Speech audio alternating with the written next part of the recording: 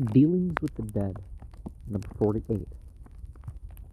Of all sorts of affection, the affection of happiness is the most universal. How many, whose domestic relations are full of trouble, are, abroad, apparently the happiest of mortals? How many, after laying down the severest sumptuary laws for their domestics on the subject of sugar and butter, go forth in all the personal finery to inquire the prices of articles which they have no means to purchase and return, comforted by the assurance that they have the reputation of fashion and wealth, with those at least who have so differentially displayed their diamonds and pearls? Who would not be thought wealthy and wise and witty if he could?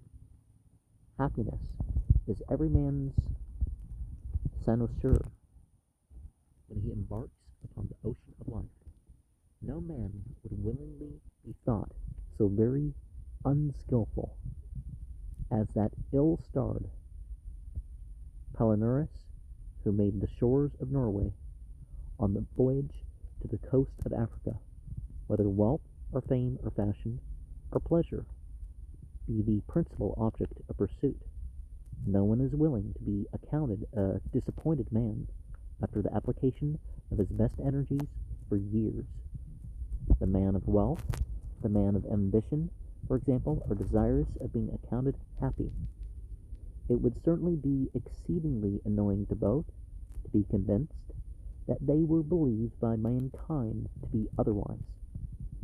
Their condition is rendered tolerable only by their conviction that thousands suppose them happy, and covet their condition accordingly. There is something particularly agreeable in being envied, of course. Now, it is the common law of man's nature, a law that executes itself, that possession makes him poor. As Horace says, Sat 1:1:1, Nemo quam sibi sortem scuratio dederet suf force abgieret ille contentus vivat. All experience has demonstrated that happiness is not to be bought, and that what there is of it in this present life is a homemade article, which everyone produces for himself in the workshop of his own bosom. It no more consists in the accumulation of wealth than in snuffing up the east wind.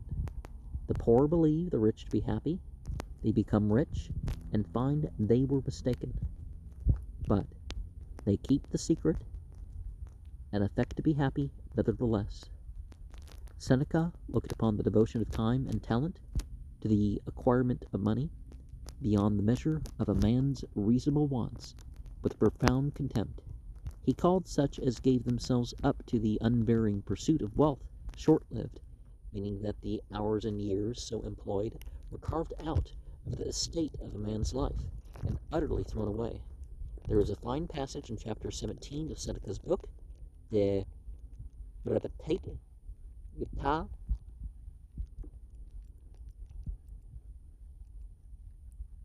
miserabim ergo casse est non tantum brevissimum vitam coram esse que magno parant labor quod major passadiant apparos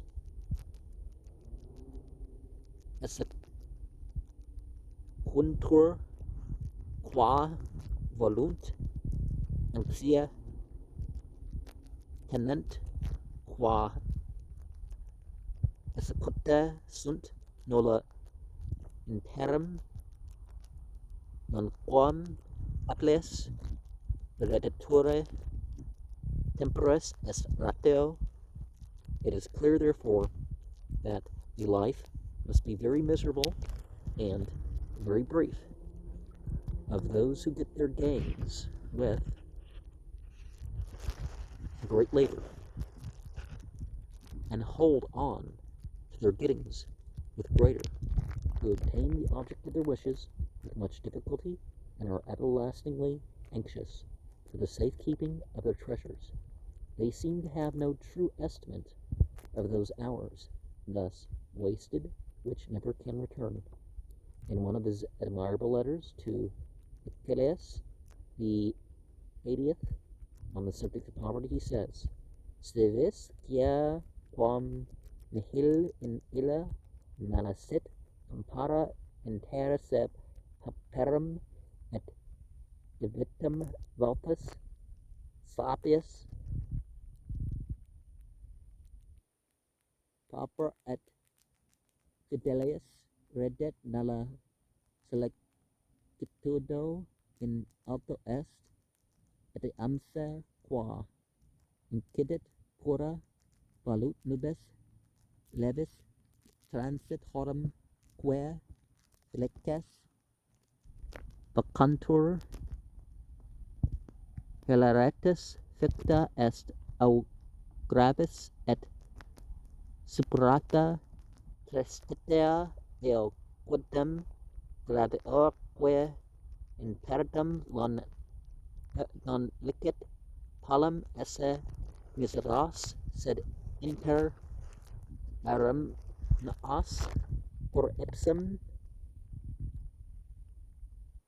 accidentes necesse est agere felicum." If you wish to know that there is no evil therein, compare the faces of the rich and the poor. The poor man laughs oftener and more heartily.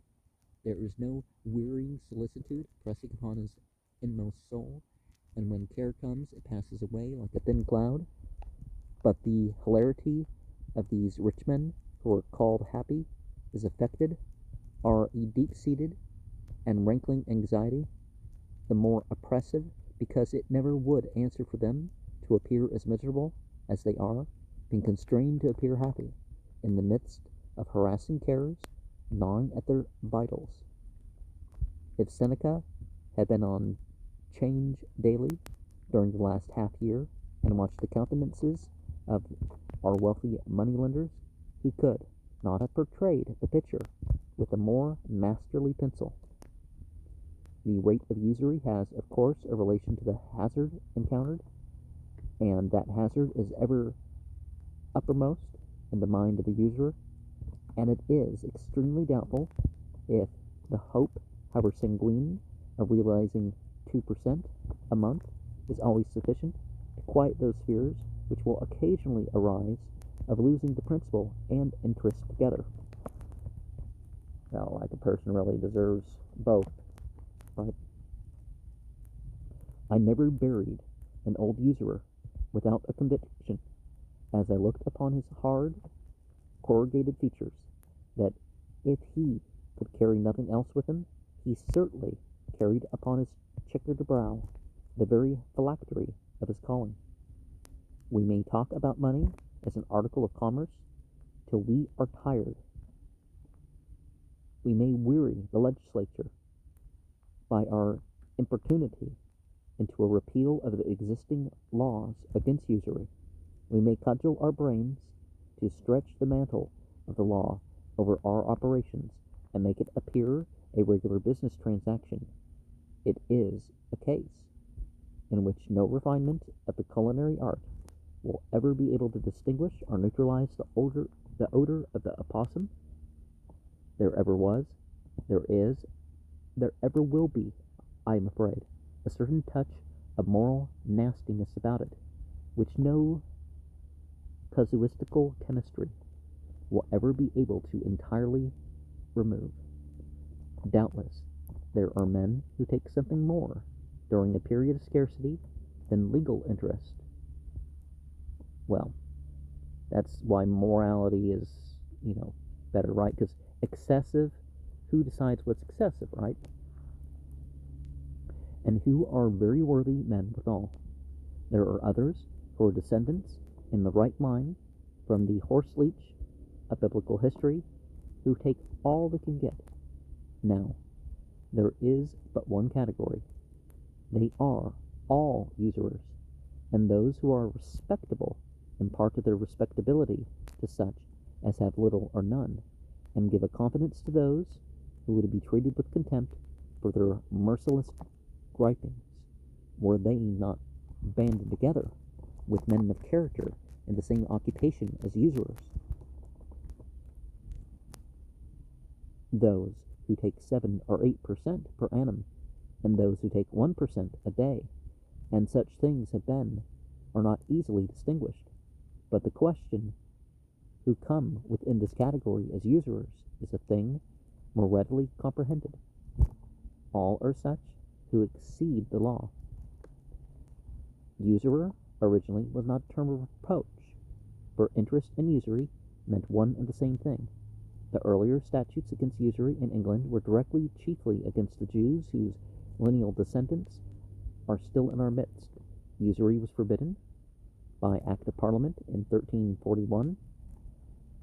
See, they couldn't even bring the Bible as a reason not to do that, right?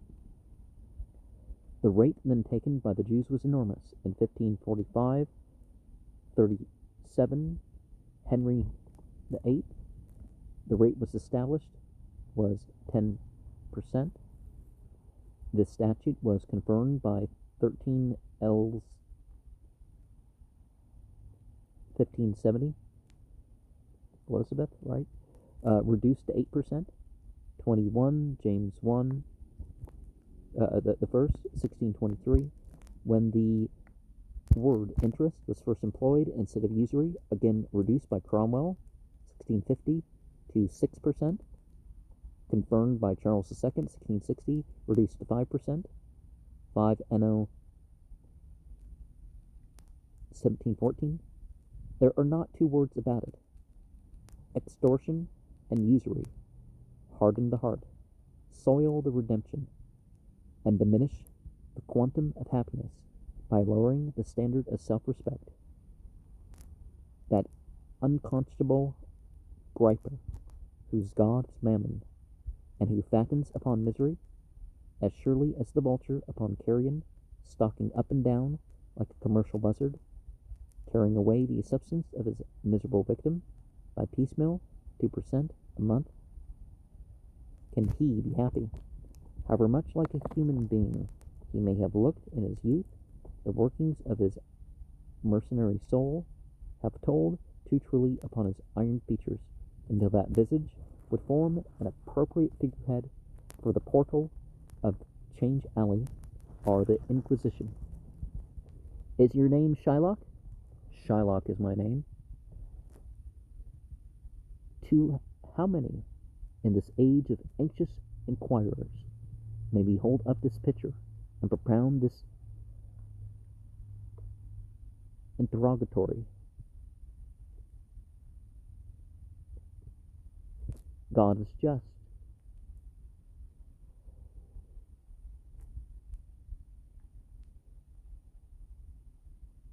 Muhammad is his prophet.